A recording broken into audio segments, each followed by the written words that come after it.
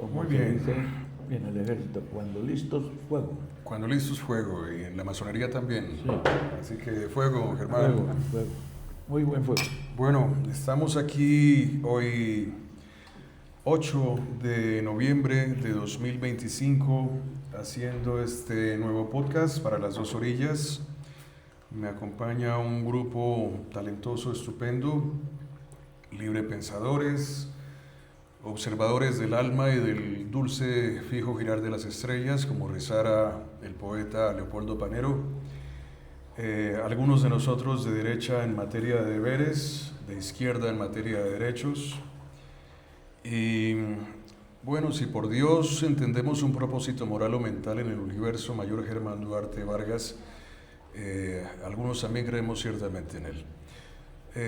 Me encuentro con Simón Ramón Vélez, panelista, cineasta, comunicador social. También me encuentro aquí a mi izquierda con Juan Carlos Gallo Martínez, consultor de riesgo en varios países, para varios países de América Latina, y con el mayor Germán Duarte Vargas, autor de libros, también uno de los hombres con mayor experiencia y conocimiento en materia de seguridad en Colombia. Ha sido profesor también en Israel y en otros países, orientando incluso la seguridad de sitios como la Hacienda Atogrande y consultor para empresas como Lafayette. El problema que nos atañe, que es un problema político, alrededor del cual nos sentamos en esta mañana de sábado, es el que vamos a presentar en la siguiente columna. Con su permiso, compañeros, procedo a leer y muchas gracias por estar aquí conmigo para las dos orillas. La lista Clinton, Petro y los Simpson. Lista Clinton, un nombre coloquial para la clasificación Specially Designated Narcotics Traffickers, es the anti-list de la Oficina de Control de Activos Extranjeros, OFAC, del Departamento del Tesoro de los Estados Unidos, que incluye empresas y personas vinculadas, según el gobierno de Estados Unidos, al narcotráfico, el crimen organizado, el terrorismo, el lavado de activos y el tráfico de armas. Se debe a la orden ejecutiva 12.978 de 1995, emitida por Bill Clinton como presidente en este año. ¿Qué implica estar en ella? Bloqueo, congelación de activos y cuentas bancarias bajo la jurisdicción de Estados Unidos. Prohibición a ciudadanos, empresas y bancos de Estados Unidos para hacer cualquier tipo de transacción directa o indirecta con las personas o entidades sancionadas. ¿Por qué Petro? Creo que Petro tiene méritos para ser cuestionado, pero ha hecho menos o igual que otros. Presento la siguiente tabla: incautación de cocaína y cultivos de coca en Colombia entre 2015 y 2025, lapso de 10 años. En la columna izquierda tenemos los años, en la siguiente tenemos las toneladas de cocaína incautadas. Ahí podemos ver cómo empezamos en 2015 en 253 y terminamos en 2025 en 700. Misma cifra, bueno, un poco superior a la que teníamos en 2021, la cual se redujo en 2022, luego aumenta nuevamente en 2023, aumenta un histórico de 848 en 2024 y actualmente se habla de 700, que pueden ser más porque no se ha cerrado el año. Luego tenemos las hectáreas de coca sembrada. Para 253 toneladas tenemos 96.000 y para el año 2023 253.000, año 2024 262.000, año 2025 no aplica. Luego tenemos las fuentes de donde proceden estos datos. La mayoría son las Naciones Unidas para combatir la droga y el crimen, y en 2024 fuentes de Presidencia de la República, una fuente que es provisional. Correlación estadística: hectáreas sembradas y coca incautada. Podemos establecer una correlación estadística entre hectáreas de coca sembradas y toneladas de coca incautadas. Dicha correlación no es necesariamente una causalidad directa o una relación de proporción simple, como una regla de 3, ya que la incautación se ve influenciada por 3 factores. Primero, el esfuerzo y capacidad antidrogas. La incautación depende de la efectividad de las políticas de seguridad y control, la inteligencia, el presupuesto, la cooperación internacional. Segundo, el rendimiento y la eficiencia del cultivo de coca. La 1DC, es decir, las Naciones Unidas contra el Crimen y la Droga, ha reportado que el rendimiento promedio de cocaína por hectárea ha aumentado por mejoras técnicas del cultivo con más cosechas al año y mejor procesamiento químico. Tercero, el factor flujo versus el factor stock. Las hectáreas miden el stock y la incautación mide un porcentaje del flujo, cantidad que se mueve hacia los mercados. Cuando la producción potencial, calculada a partir de las hectáreas sembradas, es significativamente mayor que la incautación, esto indica que una enorme cantidad de cocaína está logrando salir del país y que la correlación entre ambas variables es limitada. En 2023, la producción potencial fue de 2.664 toneladas, mientras que la incautación fue de solo 711 toneladas. Actualmente para Colombia, según el informe de monitoreo de cultivos de coca 2023 de la 1DC, o sea, de las Naciones Unidas contra la Droga y el Crimen, el rendimiento promedio estimado de la hoja de coca fresca fue de 8.5 toneladas métricas por hectárea al año. Se puede establecer con regla de 3 el número de hectáreas sembradas, esa cifra que no nos ha dado el gobierno Petro para 2025. Bueno, en una columna anterior, debo reconocerlo, lo intenté. Me pareció fácil, pero ahora reconozco que no. Si la correlación entre hectáreas sembradas y coca incautada no pasara por otros factores anteriormente mencionados, podríamos aplicar una regla de 3 para tener una idea de las toneladas incautadas y las hectáreas de coca sembradas. Puede ser lo que ha hecho Estados Unidos, pero consideramos que no es viable. Ahora, indudablemente la tendencia de la correlación es al ascenso, y aunque el gobierno Petro incaute más, se siembra más. Cerca de un 20% del territorio nacional, eso está en un informe que presentó el gobierno Petro a las Naciones Unidas, está en manos de grupos armados ilegales. Es decir, Colombia tiene 1.104 municipios, más o menos unos 200 y tantos están en este momento en manos de las disidencias de las FARC, del Clan del Golfo, del ELN, del Tren de Aragua. Estos grupos tienen discursos políticos para justificar su actividad en el narcotráfico. Los aviones de las Fuerzas Armadas ahora tienen menos horas de vuelo cada año. En mayo de 2023 se alertó que la FAC estaba operando al 60% de su capacidad y que el combustible solo alcanzaría hasta julio de ese año. Y hay menos efectivos porque el gobierno Petro, aunque dice que es el gobierno donde el país prospera como nunca antes, y es un hecho que nunca había tenido este gobierno tantos recursos asignados por el Congreso como ahora, el gobierno nunca había visto tanto dinero, no es capaz, no ha sido capaz ni siquiera de garantizar el combustible de los aviones para sus operaciones de confrontación a los grupos armados ilegales. Pese a que la fuente es de 2023, la situación se mantiene. Presentamos la fuente acá. Estos son los grupos que deberían tener todos sus financiadores y colaboradores en la lista Clinton. Primero, Clan del Golfo, Autodefensas Gaitanistas de Colombia, AGC. Su líder, alias Chiquito Malo, tras la captura de Otoniel. Lugares de operación: Gran Urabá, el Bajo Cauca Antioqueño, Córdoba, Nariño, con presencia en más de 28 departamentos y centros urbanos. Principal fuente de ingresos: narcotráfico, extorsión, minería ilegal con graves violaciones de derechos humanos como homicidios, reclutamiento de menores y desplazamiento forzado. Segundo, disidencias de las FARC, divididas en dos facciones. 2.1, el Estado Mayor Central, EMC, liderado por alias Iván Mordisco, opera en el oriente y sur del país: Guaviare, Caquetá, Putumayo. Principales fuentes de ingresos: el narcotráfico, minería ilegal, secuestros, extorsión, reclutamiento forzado. Segunda facción, 2.2, Segunda Marquetalia, liderada por alias Iván Márquez, con una operación enfocada en la frontera con Ecuador y Venezuela, Nariño y Putumayo, dedicándose igualmente al narcotráfico y la extorsión. Tercero, el Ejército de Liberación Nacional, ELN, es el grupo guerrillero más antiguo de Colombia. Su frente oriental abarca Arauca, Boyacá y Casanare. Ha recuperado espacios en el Magdalena Medio, aunque se ha visto debilitado por confrontaciones con otros grupos armados en áreas como Nariño y Chocó. Su presencia en Chocó está fuertemente ligada al narcotráfico. Históricamente se dedican al secuestro, la extorsión, la voladura de infraestructura energética, oleoductos, la imposición de control social en sus áreas de influencia. Líder de su comando central, COSE, alias Antonio García. Y cuarto, Tren de Aragua, organización transnacional de origen venezolano. Su líder es alias Niño Guerrero, opera en Bogotá y Cúcuta. Sus delitos principales son la extorsión con gota a gota, la trata de personas, principalmente de migrantes, microtráfico y homicidio calificado con violencia urbana. La captura de alias Tobar con fines de extradición sugiere su participación en redes de tráfico internacional. Expresidentes Duque, Uribe y Samper a la lista Clinton. Si es por mera sospecha que Petro entre a la FAC, además de los argumentos mencionados, Aquí hay otros que también encajarían con semejantes argumentos. El caso Uribe, relacionado con el clan de los Cifuentes Villa, es bien conocido y recientemente ha sido objeto de una nueva investigación por la revista Raya, ver fuente. Varias denuncias pesan sobre él como director del Aerocivil cuando Pablo Escobar sacó su mayor cargamento de droga en aviones con destino a Estados Unidos. Por su parte, Iván Duque también ha sido investigado por la posible financiación a su campaña presidencial por el narcotraficante y amigo Ñeñe Hernández con $1.000 millones. Ver fuente.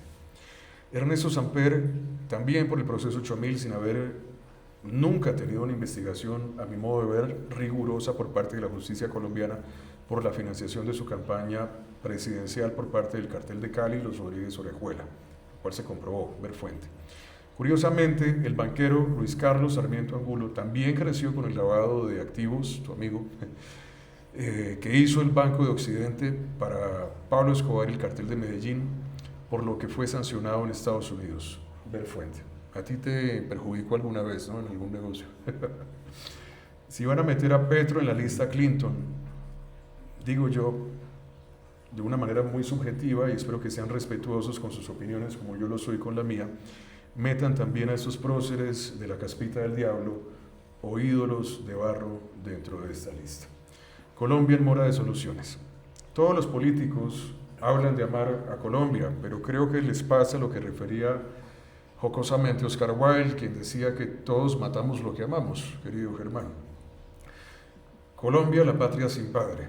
Patria viene de padre, pero curiosamente Bolívar, Antonio Nariño, Camilo Torres, José Hilario López, José María Obando, Francisco de Paula, Santander, crecieron sin padre y tuvieron un conflicto con todas las formas de autoridad.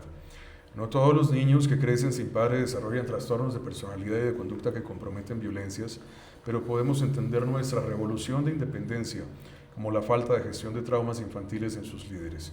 Cuando no se trata del trastorno negativista desafiante en la niñez, ese se convierte en trastorno disocial o sociopatía. Hogares sin padre en Colombia. Los hogares monoparentales en Colombia representan el 12.6% del total. Encuesta Nacional de Calidad de Vida, ENCV 2017, citada por el DANE, y una encuesta del DANE de junio de 2024 reveló que 18 millones de hogares en Colombia, son el universo de los hogares en Colombia, todos los que hay, 8.2 millones de estos, casi la mitad, tienen jefatura femenina, aproximadamente el 45.5%, significancia estadística muy elevada de madres cabeza de familia, y las cifras más directas sobre la ausencia de padre en la crianza anual actualmente giran en torno al 51% según Profamilia y MinSalud. Hay una diferencia de cerca de un 5% entre las dos encuestas. Ahora, si queremos cambiar las cosas, que es el objeto de esta columna, hay que mirar las cifras y no la lista Clinton. Juzgamos a los políticos por sus intenciones, mas no por sus resultados. Y los gringos los juzgan por sus caprichos o intereses y no por sus delitos, caso de Samper. Les propongo a los Estados Unidos que hagamos con una universidad de calidad un barrido de pruebas de trastornos de personalidad y de conducta que comprometen violencias en Colombia, porque todos estos grupos no se combaten con bala, a mi modo de ver, ni siquiera legalizando la droga o cerrando sus cuentas. Ya vimos lo que hizo el empresario panameño con ciudadanía colombiana Nidal Ahmed Weguet Hatum, heredero y socio del grupo Waisa S.A., propietario de la cadena de perfumerías La Riviera. Todo lo cobra en efectivo. Los que trafican y matan por el negocio de la coca son sociópatas y psicópatas. Curiosamente, Miguel Uribe Turbay fue asesinado cuando pronunciaba las palabras salud mental por un grupo posiblemente narcoterrorista. Aquí les dejo un artículo que escribí para una revista indexada sobre este problema, el cual no ha perdido vigencia. Ahí lo pueden ver. Colofón, Petro y los Simpson.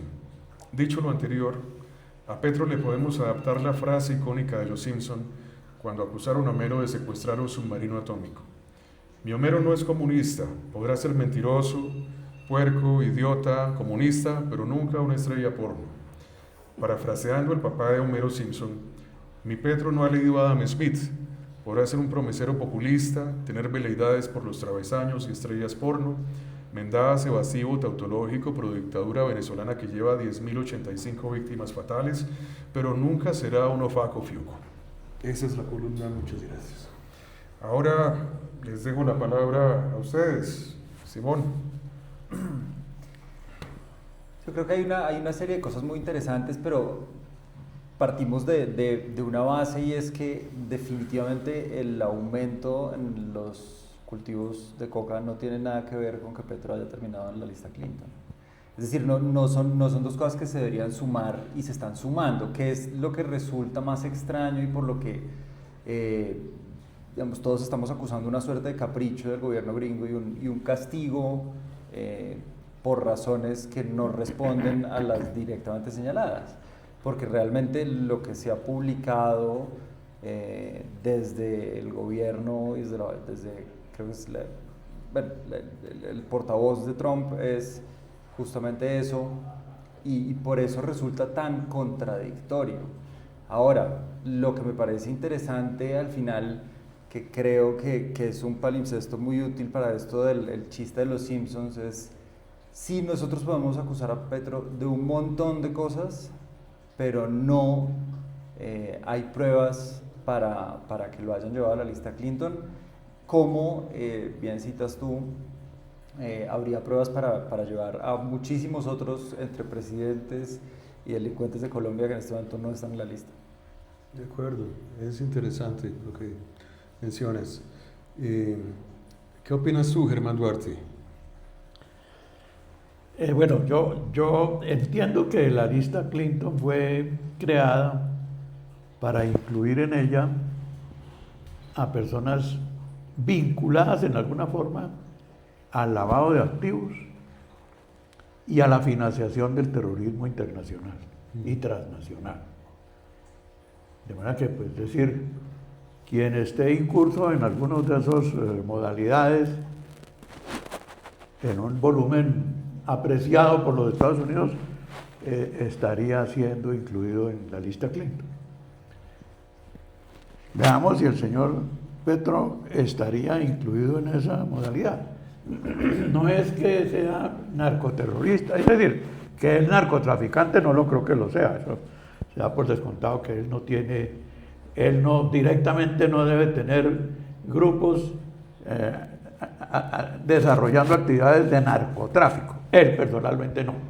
Pero ha sido laxo. Pero, ahí a eso vamos, claro que sí, pero le ha brindado a estas personas que sí lo hacen y que sabemos sobradamente que están comprometidos 100%, 1000% inclusive en el tema tanto del narcotráfico como de la financiación del terrorismo, son terroristas además y más. Y entonces el gobierno del señor Petro ha sido connivente, ha sido casi que promotor de las actividades de estas personas. Llevamos 3 años en que a estos bandidos no se les puede tocar. Eso es una opinión. No se les puede tocar por la paz total, no se les puede tocar, pero ellos sí están haciendo lo suyo, aumentando los cultivos, sacando la droga, es decir, por Venezuela, por el Pacífico, por donde sea.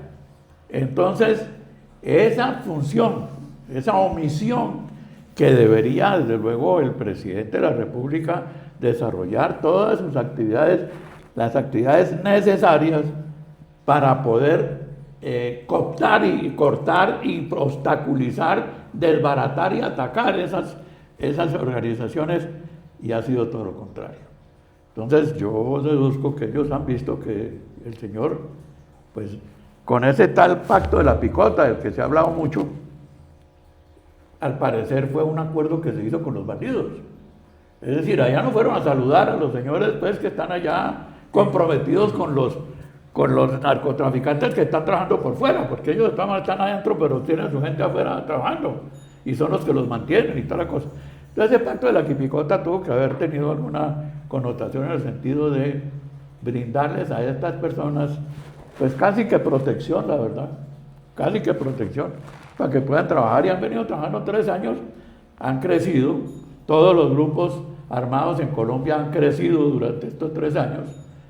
Claro está, como consecuencia de eso, los terrenos cultivados en coca han crecido también, claro. Las toneladas de coca evacuadas también han crecido, claro, Por ahí se dice que Ahí lo vimos en las cifras. la tecnología que hoy se está desarrollando es que antes una hectárea daba no sé cuánto y ahorita da casi 3 veces. Sí. Es decir, no solamente han aumentado las cantidades de coca sembrada, sino la cantidad de toneladas producidas.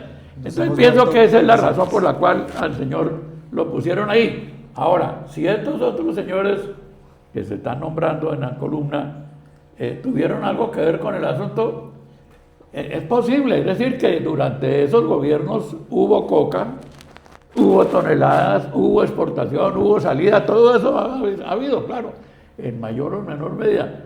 Pero no sé si durante esos gobiernos se combatió el tema que no se ha combatido en este. Claro. Ahí está la diferencia. Ahora, te hago una acotación. El rendimiento promedio estimado de la hoja de coca fresca fue de 8.5 toneladas métricas por hectárea al año, según el informe de monitoreo de cultivos de coca en 2023. Entonces, si multiplicáramos, 8.5 por, tenemos aquí la cifra más reciente, 262.000 hectáreas, tendríamos 2.227.000 toneladas como potenciales para ser puestas en los mercados de Europa y los Estados Unidos, de las cuales solamente se están incautando 700, o sea, nada. ¿Y hay un dato comparativo con años anteriores sobre la eficiencia? No. ¿Perdón? ¿Hay un dato comparativo sobre años anteriores de la eficiencia? ¿Cuál era la producción anteriormente? Mira, en 2024, ¿Por hectárea? En 2024 se incautaron 848 y había 262.000 hectáreas sembradas. 2023, 711 toneladas incautadas, casi lo mismo que este año, con 253.000 hectáreas sembradas. Desde 2023 se considera que hay 8.5 toneladas por cada hectárea. Pero no se conoce la eficiencia. Sí, ¿cuál era la productividad por hectárea? Anterior era menos, naturalmente. Sí, era menos, claro. Sí, porque ahorita se dice que produce hoy casi el 3% más, perdón, 3 veces más de lo que se producía hace 8 o 10 años. Ahora, ahorita la modalidad de los narcos submarinos es otra modalidad que ha disparado muchísimo el consumo, la salida, no el consumo, la salida de droga, tanto para Europa, porque están los narcos submarinos llegando a España. Ya no es aquí a México que llegan hasta España. Y cada narco submarino de esos lleva 10, 12 toneladas de cocaína pura. Entonces eso... Sí. Antes la moda era el Yellow Submarine de los Beatles, ahora es el White Submarine de la coca.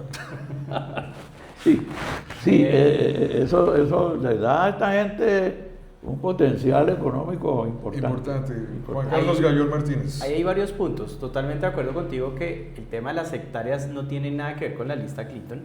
Siempre hemos tenido muchas hectáreas y no todo el mundo ha estado en la lista Clinton. Petro está en la lista Clinton, aparentemente y presuntamente por vínculos, por tema de lavado de activos, financiación del terrorismo. Ya tendríamos que ver cuáles son las pruebas que tiene el gobierno norteamericano para incluirlo. Estoy totalmente de acuerdo que Petro no es narcotraficante, pero sí se ha beneficiado y ha beneficiado a algunos criminales. Eso lo tenemos clarísimo con el pacto de la picota, con en Medellín cuando hizo la manifestación esta que subió a los criminales que llevó a la cárcel. Una manera no muy santa para mí de hacer política ni de promover las acciones del gobierno. Por algo estará ahí, ya tendremos oportunidad de saber cuáles son las pruebas que tiene el gobierno, cuáles son los testimonios de narcotraficantes, políticos, no sabemos quién. El Pollo Carvajal en teoría está cantando en Estados Unidos, alias Fito también está extraditado en Estados Unidos. No sabemos exactamente cuál es la razón, pero sí se sabe todo el entramaje y el amor que tiene Petro por Maduro y su negocio del cartel de los soles. Bueno, incluso Daniel Coronel hablaba de las razones por las que sí se podría considerar que el cartel de los soles tuviera una actividad ilícita relacionada con el narcotráfico. Y esto se ha discutido ampliamente en los medios. Vale la pena que puedan googlear nuestros espectadores e informarse un poquito más sobre eso, porque hay mucha gente que tiene el sesgo, no, es que es un tema político, es que como es el imperio del norte de la Carta de Jamaica de Bolívar, el que nos está amenazando, entonces Petro está haciendo lo correcto con Nicolás Maduro, que qué hombre tan parado, es un general de la independencia reencarnado en un chafarote, bueno, en un presidente de Venezuela, el chafarote fue Chávez. Pienso yo que vale la pena también analizar los temas de qué está haciendo la UIAF en Colombia y Sarlaf. No sé si tal vez antes de darte la palabra, Germán Duarte nos puede ilustrar un poco sobre qué está pasando con la UIAF y Sarlaf. Ya charlamos aquí. Quería recordar, agregar a lo que estaban diciendo muy claramente, que la esposa de Nicolás Petro entregó a la DEA y a los gringos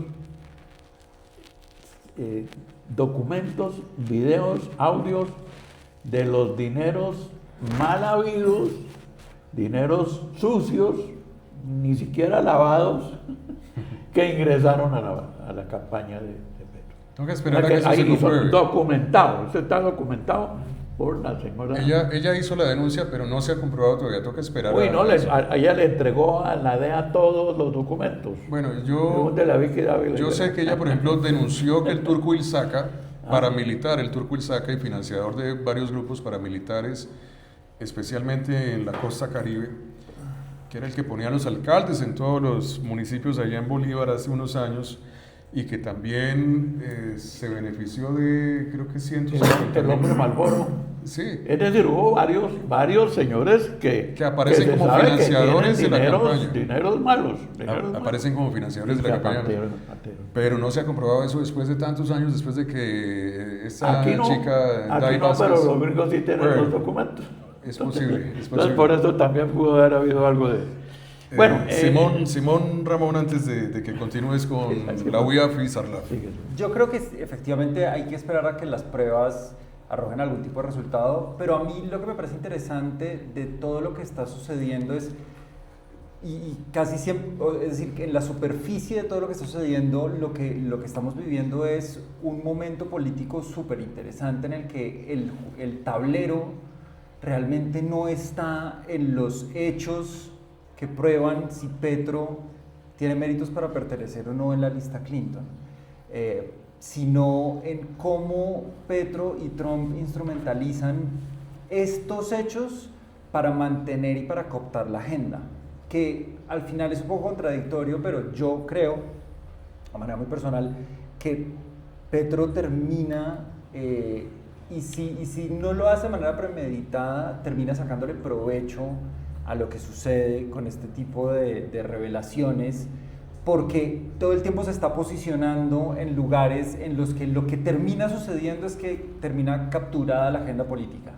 En este caso, me imagino que no fue premeditado, pero cuando Trump lo señala y lo mete en la lista Clinton, inmediatamente Petro coge eso y lo utiliza de una manera, y Trump también. Lo que a mí, digamos, en los últimos 2 años me ha ayudado a comprobar que nosotros nos hemos tardado en entender el juego político en el que estamos viviendo, y algunos políticos, por el contrario, lo están entendiendo muy bien. Claro, nosotros seguimos aferrados a las cifras y queriendo buscar los hechos, pero para ellos los hechos y las cifras resultan irrelevantes. Lo digo además porque están en todos los espectros, es decir, Milei y Trump más en la derecha, Petro más en la izquierda, Bukele en ese lugar como de extrema derecha, pero todos juegan el mismo juego, y nosotros a veces nos quedamos discutiendo las cifras, que efectivamente es lo que debería suceder, pero el juego político está, yo siento, dándose en otro tablero, y eso a mí me parece súper interesante, porque de hecho este tipo de cosas resultan irrelevantes. O sea, a hoy que Petro esté en la lista Clinton, per se, como hecho mismo, está siendo irrelevante. Claro, pero es que siempre han sido irrelevantes las pruebas para que estas personas estén o no estén en la lista Clinton. De eso es de lo que hablamos en la columna. No importa que Samper haya tenido el proceso 8000, no importa que Uribe haya tenido la vinculación con el clan de los Cifuentes Villa, no importa que Duque haya sido financiado en su campaña presidencial por el Niño Hernández, o que Sarmiento Angulo tuviera el Banco de Occidente lavándole la plata a Pablo Escobar, nunca fueron a la lista Clinton, nunca tuvieron un proceso judicial serio en Colombia, mucho menos en los Estados Unidos.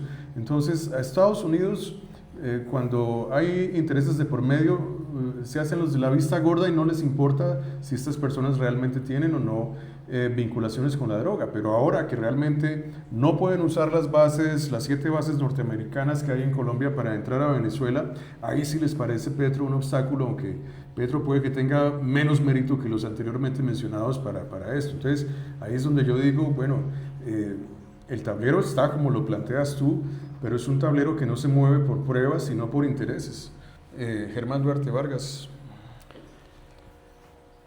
Bueno, sí, antes de que hablemos de la UIAF, pues aquí pues ya vamos llegando un poquito al punto neurálgico, y es que sí, nosotros aquí estamos en el medio de una confrontación, pues, entre la izquierda y la derecha, entre el Estado totalitario comunista y el Estado de economía libre, de economía y de libre competencia. Esas dos figuras, bueno, que generaron en Colombia lo que se llama hoy el conflicto armado, pero que para mí ningún conflicto armado. Era la invasión de las teorías comunistas financiadas por Rusia y Cuba, que organizaron allá la revolución en América Latina, financiados por los rusos, claro que sí, y por los chinos, claro que sí, eso no lo discute nadie ahorita.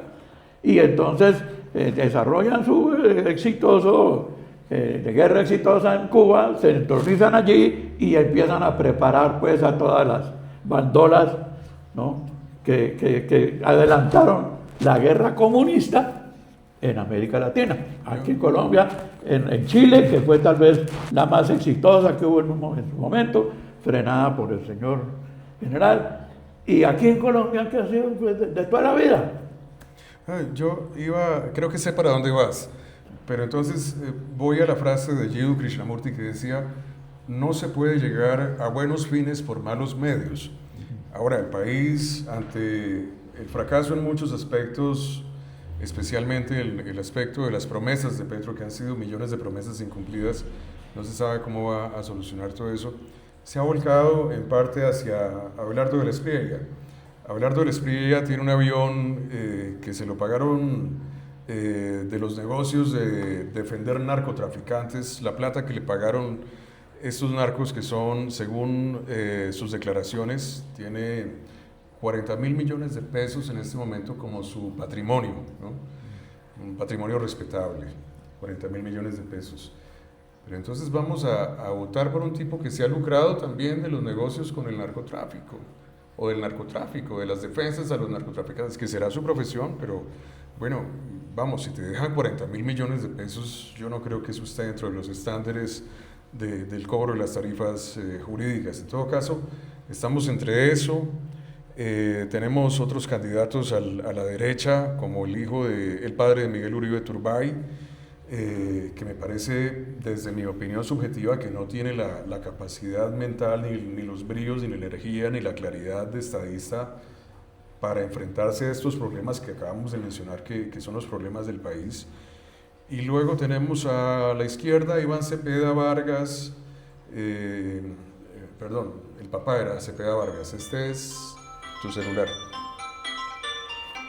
A ver. Tienes que jugar. Mensaje ya. Tenemos que hacer ahí un corte. No, espérate ya. Bueno. Así lo paramos, a ver, listo. Bueno, luego tenemos a Iván Cepeda. A Iván Cepeda, sí. No me acuerdo del otro apellido del hombre. Iván Cepeda Castro. Castro. Iván Cepeda Castro, creo que en esos días le escribí pidiéndole una entrevista para Las Dos Orillas y le pregunté también sobre el tema de cómo Petro ha privilegiado mantener el dólar bajito, pero siendo muy laxo con estos grupos armados que ya tienen el 20% del país, y que cómo iba a afrontar eso. No me respondió. Entonces, Iván Cepeda no va a solucionar ese problema, pienso yo, y tampoco tiene interés en estudiar a fondo el tema de la salud, que es quitarle los recursos de 29 EPS que tienen todas las IAS encima, Fiscalía, Procuraduría, Contraloría, aquí en Bogotá, y repartirlos según el proyecto de Carolina Corcho y del gobierno Petro a 1.104 municipios en Colombia sin mayores controles. Entonces, yo veo que la derecha está untada de relaciones con el narcotráfico, de una incapacidad, de una falta de conocimiento y de energía para manejar los problemas del Estado. La izquierda es más de esto mismo, multiplicando los problemas que tenemos o manteniéndolos. Y el centro, que podría ser Fajardo, pues lo veo tal vez fortalecido por todo esto y tal vez la única opción, pero tampoco me convence del todo. Entonces, ¿tú estarías de acuerdo con votar por un tipo que tiene un patrimonio de 40.000 millones a punta de defender narcotraficantes y que tiene un avión heredado de esas defensas litigiosas? Grave porque si pudiéramos encontrar nosotros aquí un San Gregorio Hernández, por ejemplo, para que nos pudiera hacer una campaña política. Yo no hay santos ni San ángeles. Gregorio Hernández. Claro. Pero ¿en dónde hay un San Gregorio aquí en nuestro escenario político? Es decir, aquí siempre nos ha tocado escoger el menos peor. El menos peor, el que nos parece menos peor y nos sale más peor. Ese es el problema, ¿no? Además, con los antecedentes históricos complejos, porque la derecha que llevaba, digamos, sin considerar que el liberalismo hace 60 años podía ser considerado como la izquierda del momento, sí. Llevamos 60 años en un poder hegemónico de la derecha que tampoco ha hecho un buen trabajo. Que yo creo que es realmente el boquete que ha abierto y que Petro ha capitalizado, y es un país que sigue con más de 20 millones de personas por encima de la línea de pobreza. Pues abre una serie de interrogantes que la derecha no ha podido resolver, por más que lleva muchísimos años sentada en el poder, que la izquierda efectivamente no ha traído soluciones contundentes. Pero te quiero hacer una acotación ahí. Yo no estoy de acuerdo con la tesis de que llevamos 200 años de gobierno de la derecha en Colombia. No es cierto. No, pues dije 60. ¿Cuántos? 60. Ah, bueno. Entonces los últimos 60, miremos los últimos 60. López Miguel de derecha. El señor Belisario Betancur, el gusano de Amagán de derecha. López Miguelsen, que abrió la ventanilla única, donde también muchos narcos incipientes lavaron su plática. Que se llamaba el Movimiento Revolucionario Liberal y demás. Bueno, Ernesto Samper de derecha. De derecha. Es decir, Colombia no ha tenido un gobierno de derecha. La derecha es libre mercado, libre acceso a los mercados. En Colombia nunca ha habido libre acceso a los mercados. Pero por eso aquí hay una economía intervenida, de toda la vida intervenida a favor de unos, sí señor, a favor de unos. ¿Quiénes? Los fulanitos, los sutanitos, los menganitos. Casi siempre los mismos, sí, casi siempre los mismos, eso es cierto. Pero que había un gobierno de derecha aquí como debe ser, como lo dice Don Adam Smith. Don Adam Smith, la riqueza de las naciones. La riqueza de las naciones, eso no ha habido en Colombia. Pero por eso hago referencia a justamente que desde hace más o menos 60 años, de que la izquierda y la derecha, pues no, desde que liberales y conservadores empiezan a repartir el poder, Colombia ha estado liderada por algo que podemos identificar mucho más como un establecimiento. Sin duda, Petro propone una tesis más anti-establecimiento. Que la haya ejecutado, tengo muchas dudas. Pero sí, Petro propone una ruptura en, digamos, ese flujo que se había vuelto permanente entre liberales y conservadores, que se derivaron entre la parranda de partidos que tenemos hoy en día. Pero sí creo que él propone una ruptura de algo que Colombia lleva viviendo 60 años, además porque es muy difícil para un país que lleva 60 años en una guerra civil salirse de ese influjo. Es muy difícil, porque en Colombia la agenda durante 60 años fue el conflicto, que en eso, de nuevo, una opinión muy personal, pero la ventaja, digamos, las ventajas que proponen el proceso de paz, con todos los errores que ha tenido y, digamos, las falsas promesas y todo lo cojo que ha llegado, es haber desideologizado el conflicto. tras 60 años de guerra civil, de repente hoy con lo que luchamos es con narcotraficantes. Bueno, es que Duque lo que hizo fue acabar en parte con la derecha y ahora Petro lo está haciendo con la izquierda. Entonces, los que quedan como defensores de lo uno y lo otro son especialmente los más fanáticos, los que poco razonan sobre eso, porque el voto es un tema más emocional que racional. El ejercicio de este derecho es un tema emocional, es como cuando tú dices, es que yo me quiero comprar, qué sé yo, un Ferrari, pero no tengo el dinero, entonces me voy a comprar algo que se parezca a él y me compro un Mazda. Es un tema totalmente emocional y ya después ves si tienes con qué o no.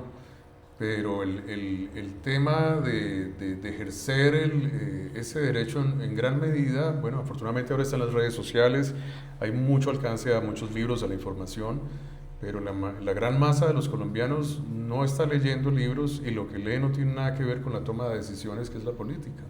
Sí, ahí hay un tema interesante, es que Petro ha prometido 1000 cosas, no sé realmente qué ha cumplido. Yo soy un crítico de Petro, desde la objetividad de que si hace algo hay que decirlo, lo hizo. Pero para el pueblo, las condiciones económicas, sociales, no veo una mejora. Y lo que tú dices, el tema del conflicto es, antes había unas guerrillas políticas, cuando llegó el negocio de la droga se volvieron en narcoterroristas, punto. Y el proceso de paz, con todo lo bueno y lo malo, sobre todo en mi concepto, la falta de justicia que hemos tenido, porque los cabecillas hoy están libres, pero no hay justicia, no hubo reparación, no hubo verdad, hubo a medias, y la G para mí no funciona, es buscar qué podemos hacer. Ninguno de los candidatos en mi concepto, y nadie es libre de culpa, que uno recibió de las FARC, de los paras, de los narcos, todos tendrán sus cosas. Lo que tú decías, hay que votar por el menos peor. En las últimas elecciones hemos votado contra. Cuando ganó Duque, la gente no votó por Duque, votó contra Petro. Ahorita mucha gente le votó a Hernández votando contra Petro. A mí no me gustaba Hernández, pero yo voté por Hernández para que no quedara Petro. Entonces es un tema, desafortunadamente no hay una figura limpia. Claro, Hernández Vitalogic, hay que decirlo. Sí. No solo Vitalogic, es decir, desde mi punto de vista, Rodolfo Hernández era un problema. Sí, claro. Es decir, por todo lo que arrastraba, porque sabíamos además que si ese caso fallaba en contra de él, terminaba la vicepresidenta, que era una mujer que evidentemente no estaba capacitada. Yo tengo una tesis, yo soy muy crítico también de Petro, creo que ha hecho cosas muy interesantes, otras no. La reforma pensional me parece interesante, la estabilización del fondo de combustibles me parece interesante. Es decir, hay una serie de cosas que yo defiendo. Creo que tener una vicepresidenta negra es algo de lo que no se vuelve. Un país como Colombia, racista, clasista, no vuelve de ese lugar, y creo que eso es un avance. Pero habíamos tenido esos avances en las Provincias Unidas de la Nueva Granada, es decir, recién fundada la República.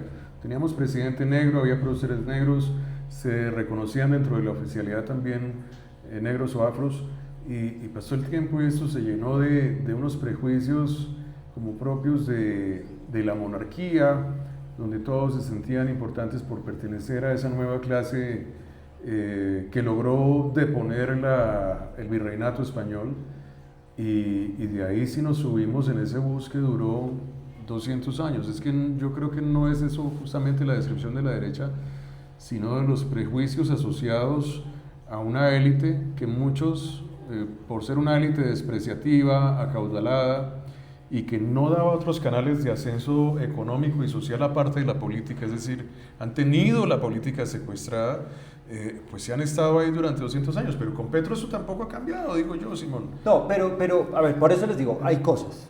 Es decir, 2.5 yo te millones pregunto de eso. pensionados en Colombia van a pasar a 6 millones de pensionados en Colombia, con sus problemas. No es perfecto. Hay una cantidad de cosas que no, pero donde sí siento que...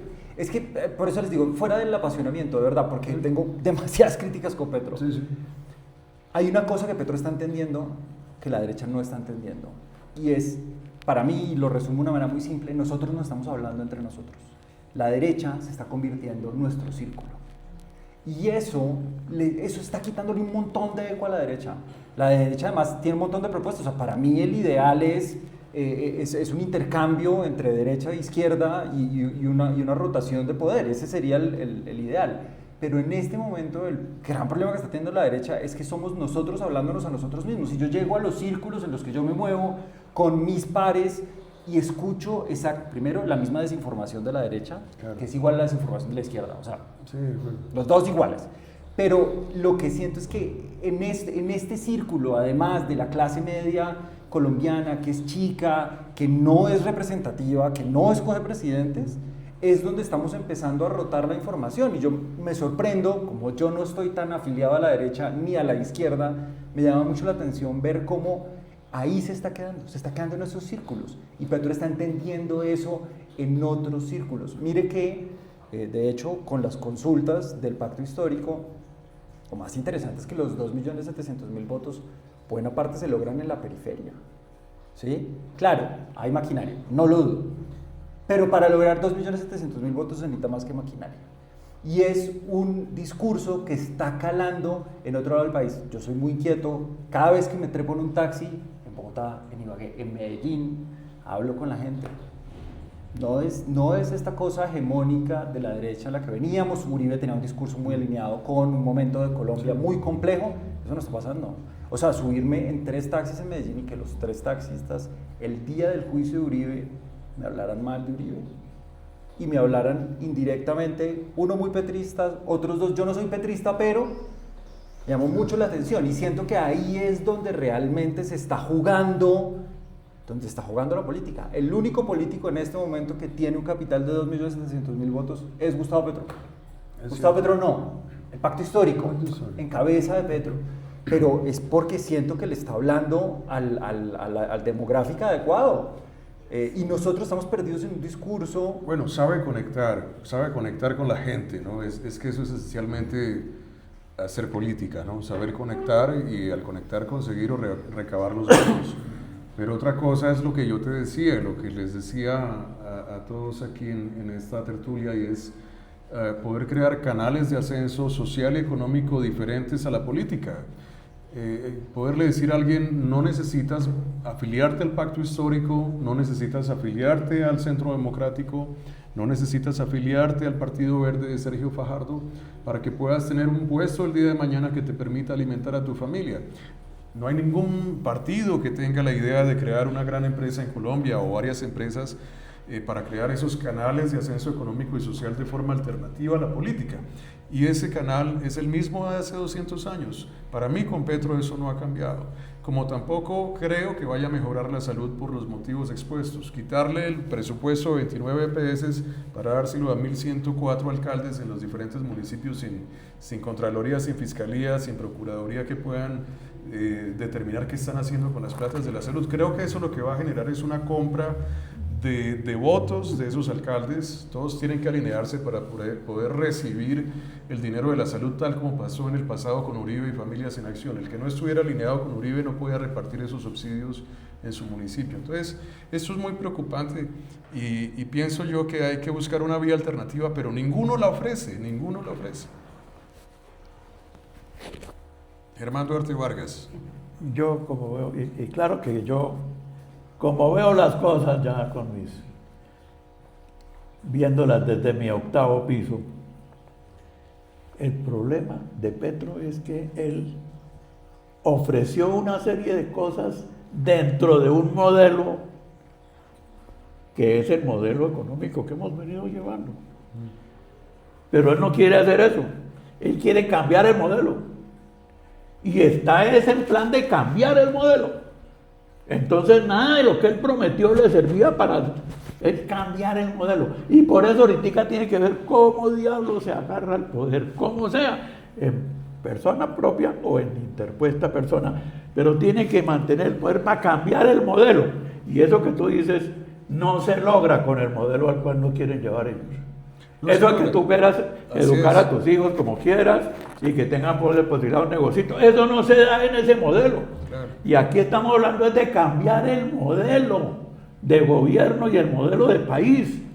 Y los colombianos no queremos ser comunistas. Yo no. Pero es que yo creo que Que medio izquierdita un poquito, bueno, está bien, claro. Programas sociales, claro, ni más faltaba, claro. Programas sociales, claro. El capitalismo controlado, claro. Con limitaciones, claro. Un acceso a los mercados adecuado, claro que sí. El Estado tiene que velar por los más, claro que sí, pero no comunista. Porque es que en los estados comunistas, miremos qué ha pasado en los estados comunistas. ¿Qué ha pasado en Venezuela? Por favor. ¿Qué ha pasado en Nicaragua? Por favor. ¿Qué ha pasado en Argentina? Por favor. Es decir, por favor. Y es que eso es lo que está de por medio. No se trata de que no hagámonos un poquito comunistas. No, eso no le sirve. Es comunistas y es con a la Petro y mi madre y le culpa la personalidad de don Petrico, así como Madurito, y que eso me haga lo que le dé la gana con nosotros, lo que le dé la gana, como hicieron lo que le dé la gana en donde han estado. Pero yo no sé Esa es la alternativa. ¿Cuáles son los mensajes que ha dado la política económica de Petro para decir que nos vamos a convertir en un país comunista? Pero ¿sabes qué? Por favor. Pienso que Petro no todo lo que está haciendo la va para allá. empresa, está desangrando Ecopetrol. Todo para allá. Para mí el proyecto de salud de Petro no busca la salud, busca un negocio. Pero venga, a ver, con la salud estoy completamente de acuerdo. Pero tenemos dos problemas. Uno, la ADRES no está en capacidad de administrar el sistema de salud colombiano. Sí. Tampoco. No, Se han hecho progresos. Claro. Pienso que se ha venido mejorando. Total. Para mí la ley 100 era un problema, pero incluso gracias a la izquierda se han venido haciendo controles, pesos y contrapesos hasta que ese modelo, gracias al aporte, lo he dicho, también a la izquierda ha mejorado. Los debates del Congreso, cuando Robledo era congresista, los mejores debates sobre el tema de las EPS los planteó él, y gracias a eso se fortaleció la ADRES, se creó la ADRES incluso. Había mucho que hacer ahí. Pero mucho estamos de acuerdo en que la mucho que ADRES hacer. es un intermediario no precisamente ocioso, pero que capta una cantidad de dinero importante. Sí. ¿Que hay otros mecanismos? Los hay. Ahora, para mí, mi postura siempre fue, ¿es momento de reformar la salud? No lo es. Una salud en un país como Colombia que funciona al 90 y tanto %, no es momento de cambiar la salud. Sí, necesita más alcance, sí, porque pues, claro, nosotros aquí estamos muy cómodos. Cuando uno va al puesto de salud de San Bernardo del Viento, donde voy muy seguido, allá no están cómodos. Ahora, perdona que te interpele, pero a lo mejor podríamos eliminar unas cuantas de esas embajadas y consulados que se han creado y poner esa platica para la salud. Es que cuánta plata se nos va. Claro, el ministerio, una cantidad de locuras. A ver, preguntémosle aquí a Google Gemini cuántas embajadas y consulados ha creado Es que el gobierno mientras Petro. sale esa respuesta, ¿cómo era la salud antes de la ley 100? Con el Seguro Social. Sí. No, estaba muy mal. Estoy de acuerdo. Y la ley Había 100, cosas para hacer y también se estaban robando la plata, Perfecto. claro, había que ¿y cerrar ese mejorarla? robo, claro. Sí, ¿y la ley 100 es perfecta? No, hay que mejorarla, pero no destruirla. No, Y entregársela a los estoy políticos. completamente de acuerdo. Pero justamente por eso creo que uno, justamente en el tema de la salud, uno dice, no es el momento, no es la manera, el ADRES no tiene la capacidad. Hay otras cosas que sí, pero vuelvo y les pregunto, si Petro no es un tipo que tenga particular afinidad con la empresa privada, además la empresa privada en Colombia se ha nutrido, la empresa privada no funciona. somos 25 millones o 20 y tantos millones de personas bajo la línea de pobreza porque la empresa privada en Colombia pues se ha enriquecido y sí genera empleo, pero siempre quedamos en esa discusión, ¿no? Genera empleo, pero como que no genera suficiente. Es la respuesta. Entonces, los bancos, por ejemplo, la banca en Colombia gana buena plata. millones de dólares. Es decir, la tasa de usura, todas las prácticas que en otros países son completamente ilegales, en Colombia son legales. Entonces, cuando uno se pone a ver, por eso les digo, es que nosotros no venimos de Suiza. Venimos de un país Correcto. hecho años. Pero te hago una Entonces, pregunta. las propuestas de Petro no son las mejores, pero no por eso podemos seguir mirando, o sea, tenemos que mirar para atrás y no podemos decir, oiga, tiene que haber posibilidades. Y con lo que yo no estoy de acuerdo y nunca he estado de acuerdo es con que Petro es un error estructural, yo no lo creo. De acuerdo. O sea, yo creo que es parte de un proceso que tiene una cantidad de errores que sería interesantísimo. Yo pienso que lo rescatable de Petro es la capacidad de revolucionar la política en Colombia, la manera de conectar con la gente, el discurso, es como ese elemento que genera caos, que permite el cambio. Ahora, yo no creo que ese cambio sea el que sea adecuado para Colombia por los motivos expuestos. Creo que estos debates sí que nos permiten repensar el país y pensar en otro proyecto político que sí dé soluciones asertivas y genere otros canales de ascenso social y económico diferentes a los que manejan actualmente, que son los mismos de hace 200 años. Y está permitiendo una cosa, es que sigamos moviéndonos en un ámbito democrático, que eso para mí, si estuviéramos teniendo esa conversación hace 2 años, habríamos dejado la pregunta, no, pues que no sabemos si se va a quedar en el poder. Sí, claro. No se quedó en el Y no poder. sabemos si va a ser bueno o malo. Claro, Sí, claro. ya sabemos que no es muy bueno, sabemos que no se va a quedar en el poder, porque al final de cuentas pues las dinámicas han sido todas dentro del marco de la democracia, es decir, la consulta popular fue...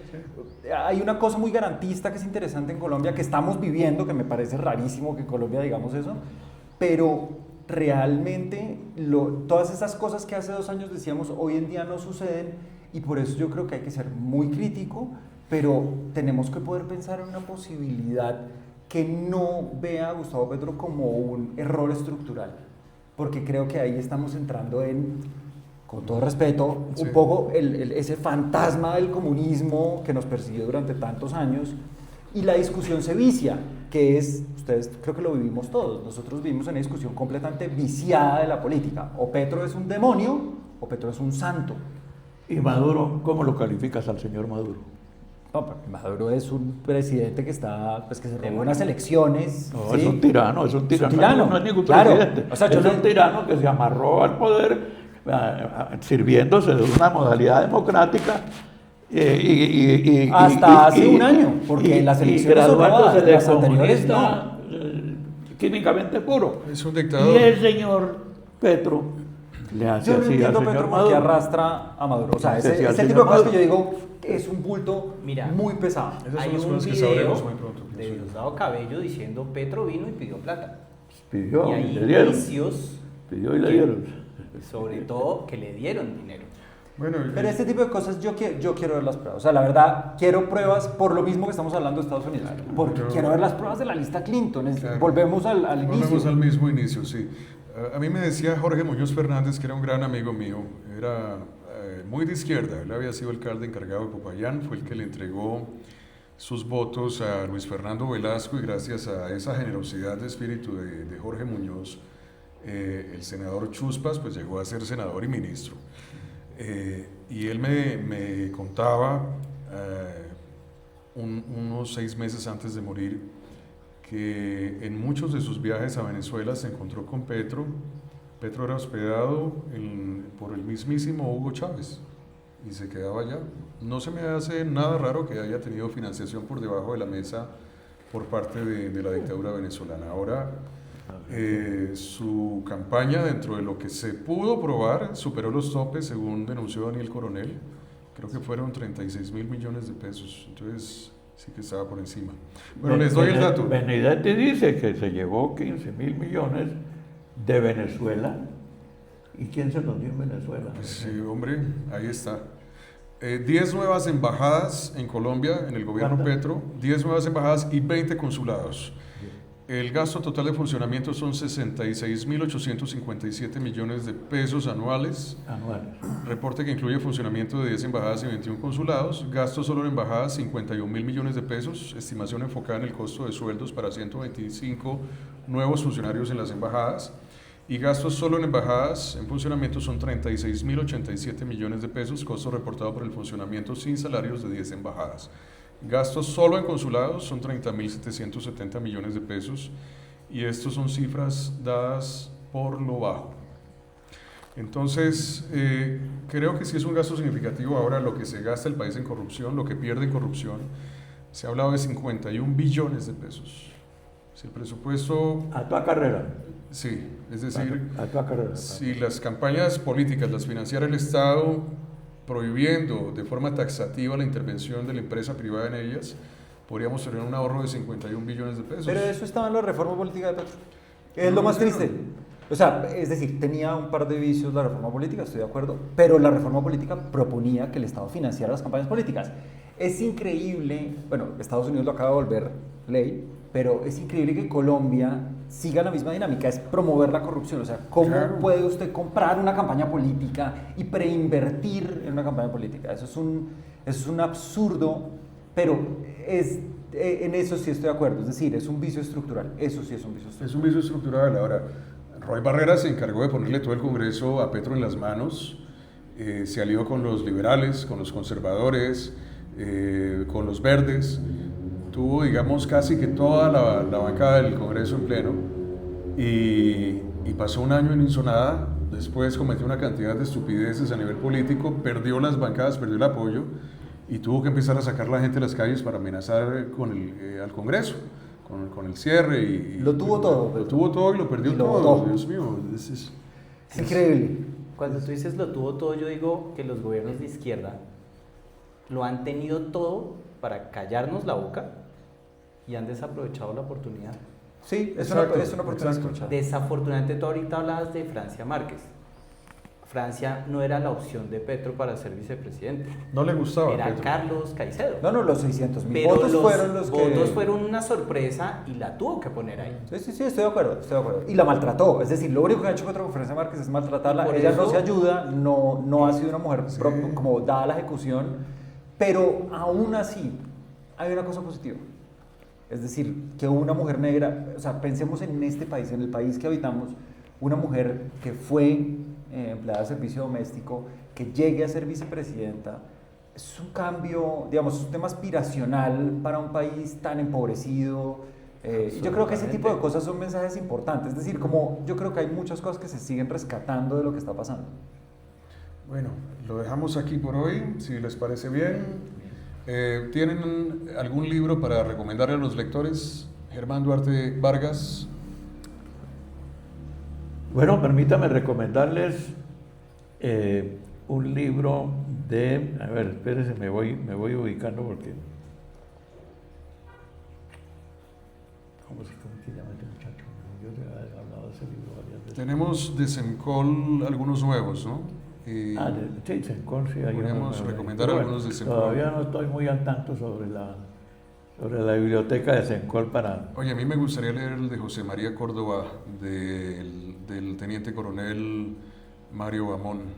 Me parece interesante. ser, Mario sí. Bamón Dusa. Podría ¿Cómo ser fue el nombre interesante. que le puso él al libro? Creo que se llama así, José María Córdoba. Pero sí, algo. Semcol. Es que organizamos se llama el Centro de Escritores militares de Colombia, sí. Centro de Escritoras Militares de Colombia, pretendiendo corregir y rectificar al cura de Rux, que construyó una verdad chimba, el señor de Rux. Entonces, a ver si le podemos decir a Colombia cómo fue la verdad. Bueno, eso sería interesante. Mi abuelo, por ejemplo, fue asesinado por los orígenes de las FARC. Yo llevé el caso ante el cura de Rux, que me fue recomendado por la directora de un medio colombiano noticioso muy importante. Ella es prima de él, no puedo dar su nombre. Y este señor ni siquiera por eso fue capaz de responderme. Como mi abuelo había sido asesinado por las FARC, el caso de mi abuelo nunca cursó dentro de la JEP. No quedó con cuenta. Todos los casos que están ahí son para el beneficio de las FARC. Claro. Te lo digo de manera muy objetiva. Yo no soy ultraderechista ni ultraizquierdista. Creo que trato de ser muy objetivo y de no empantanarme en ninguno de los dos fangos. Pero me parece que la JEP sí funciona exclusivamente para beneficio de las Pero bueno, me estoy acordando, les iba a recomendar Un Mundo Feliz, Huxley. Aldous Huxley. Un Mundo Feliz. Me gusta. ¿Lo has oído mencionar? Sí. ¿Cuál le recomendarías tú, Juan El Carlos Gallo último que me Martínez? leí, que se lo recomiendo como empresario, Hábitos Atómicos de James Clear. Muy bueno. Hábitos Atómicos. atómicos. Cuéntanos un poquito de eso. una Es un reseñita. poco de cómo resetear un poco tu mente para ser más productivo, más enfocado en tus tareas, más saludable, enfocarte en lo positivo. Es un libro que es muy sencillo de leer, pero te cambia la perspectiva de tu eficiencia, de lo que haces en el día, cómo miras las situaciones. Lo bueno es sacar algo positivo de una situación negativa, programarte para hacer las cosas, un libro muy enfocado en productividad, en hacer las cosas, cero procrastinación, es muy bueno, los recomiendo. ¿Cómo es el autor? James Clear. James Clear. Simón Ramón Vélez. De Benjamín Labatut, Un verdor terrible. Un verdor terrible. Bello libro. Chileno, hartos premios. Un verdor terrible. Un verdor terrible, una ficción sobre la ciencia. Ok. Bueno, yo recomendaría... Y el autor, ¿se te acuerdas? Benjamín Labatut. Benjamín. Yo recomendaría Detox the Lava. Mind. Labatut. La batuta.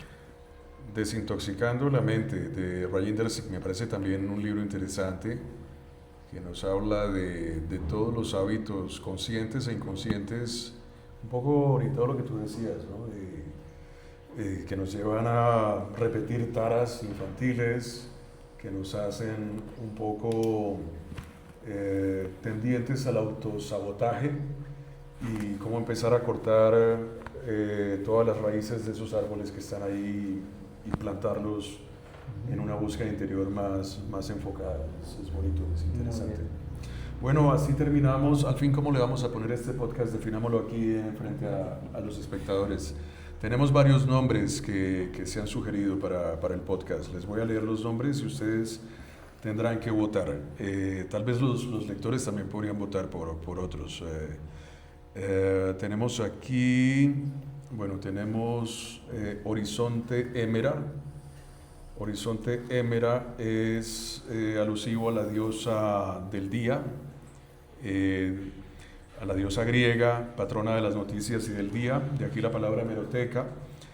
También alude al hecho de que el límite de la discusión son temas que, aunque lleguen a ser añejos, deben por fuerza aterrizar en la actualidad. Segundo nombre propuesto, zona de debate. Tercer nombre propuesto, termoclina. Explícanos qué es la termoclina, Simón Ramón Vélez. Es una franja de la temperatura, del cambio de la temperatura del agua según la profundidad. Pero Ok. que se ubica en un término medio, pues ahí Se no. ubica en el término medio, sí. Y tenías otro nombre propuesto que era... Medio campo. Medio campo sería el cuarto. Quinto con H de Émera. Sexto a contrapelo, nombre que usó Joris Karl Huysman en su novela Rebours, que es la traducción, bueno, que es el original francés, à rebours, traduce a contrapelo. Novela que es tenida como la Biblia del movimiento esteta o el esteticismo. También puede ser alusivo a llevarle la contraria al otro o a la realidad. Entonces votemos a contrapelo, horizonte Émera, termoclina, mediocampo, zona de debate con H de Émera. Germán Duarte, ¿con cuál te quedas? Mediocampo me parece que está bien porque desde ahí hay que meter el gol para ganar, Muy bien. pero desde el mediocampo. Nos vamos a convertir en un programa de deportes. Tú, Llegarían muchos futbolistas, sin duda. con muy tristes expectativas. Lo importante es que no nos cojan fuera de lugar. Sí, exacto. ¿cuál te gusta a ti? Medio campo me gusta. Mediocampo, dos y dos. Tú. Yo también, a mí me gusta también. Bueno, ya no tengo por qué votar, entonces el programa es mediocampo. Bueno, aquí terminamos. Bueno, bien. Hasta luego. Bueno, hombre. muy Qué buen bien. ejercicio. Chévere. Divertido. Sí. Pues la buena noticia es que grabó. Uy, ¿te imaginas?